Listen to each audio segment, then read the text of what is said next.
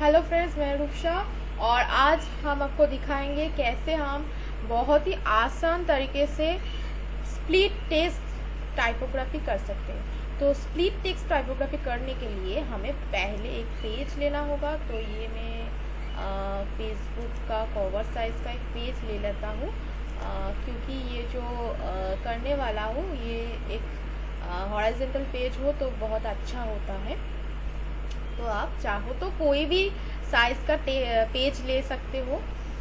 तो इसमें हम ये जो स्प्लिट टेक्स्ट टाइपोग्राफी ये करके दिखाएंगे। तो इसके लिए पहले हमें लिखना होगा एक टेक्स्ट। तो चलिए एक टेक्स्ट लिख लेते हैं। तो इसको हम स्प्लिट लिख लेते हैं क्योंकि हम स्प्लिट टेक्स्ट टाइपोग्राफी कर रहे हैं इसलिए। तो ये जो स्प्लिट मैंने लिख लिया और इसको हम बहुत ही अच्छी तरीके से जो फॉन्ट स्टाइल मैं दे दिया है। तो ये जो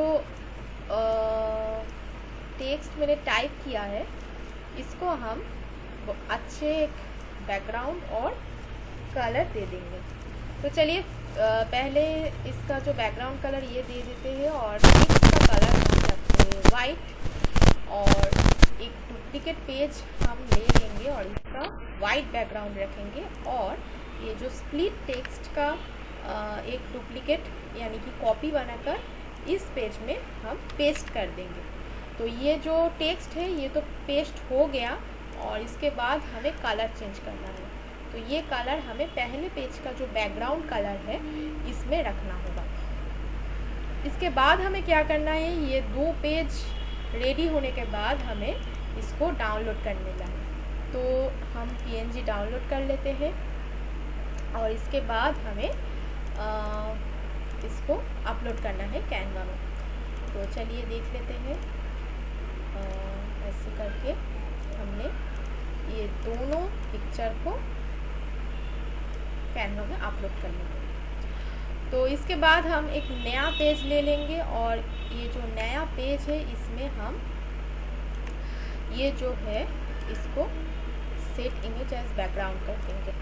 और इसके बाद जो ये इमेज है यानी कि जो सेकंड इमेज है इसको हम ऐसे करके रख लेंगे और इसको हम अपने हिसाब से ऐसे कर सकते हैं।